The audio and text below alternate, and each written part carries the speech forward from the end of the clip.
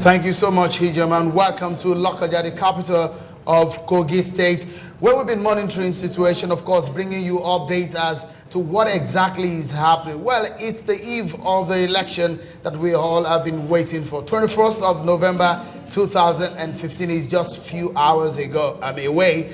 Let's take a look at what exactly is INEC doing right now and ahead of that election. I have joining me on the news at 10, the former acting national chairman of INEC and, of course, the national commissioner of INEC, Hajia Amina Zakari. Thank you so much for joining us on the news at 10. Thank you very much. Logistics has always been a major challenge in elections and preparations for elections. Fuel scarcity has been a major issue across the country. Is this affecting your preparation as a commission right now? Well, it's slightly affecting, but we're getting over it. As you can see, we are tracking and monitoring what is going on around all the local governments, and we're tracking how far personnel and materials have reached their destination, that is the registration area centers, the camps we're having overnight, so that we can have early movement to the election sites. So far, we are at a high percentage of arrival of materials to the registration area camps. We have a few challenges here and there, but they are on top of it. They're tracking and monitoring, and wherever there's need for intervention, we'll certainly intervene. Is there a possibility that we have delays of materials getting to the polling units tomorrow? Well, so far we'll ensure that every material will be at the registration area camp before midnight.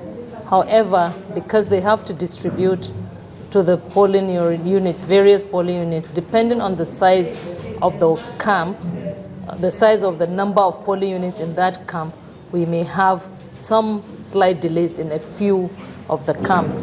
We are tracking and monitoring, and we'll be able to say precisely which RAs or which polling units will have delays. Let me talk about the preparation before this time. A lot of people will think that voter education is a major issue, but then a lot of people have seen security operatives, the presence of security agencies on the ground. Do you think that INEC has done enough voter awareness? We have done a lot of voter awareness, and we're sure people are aware they need to come out to vote. The security presence is obviously required and necessary because it's a one-off governorship election, and the tendency for by-elections is to have more crisis than the general elections because it's not all states that are involved, and you may have influx of miscreants. So the security presence is not something we should be afraid of. We should be happy to be secured, to come out and vote. So I don't think there's a problem.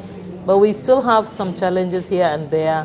Some local governments have enough security personnel on ground. Some local governments, depending on their size, have some shortfalls.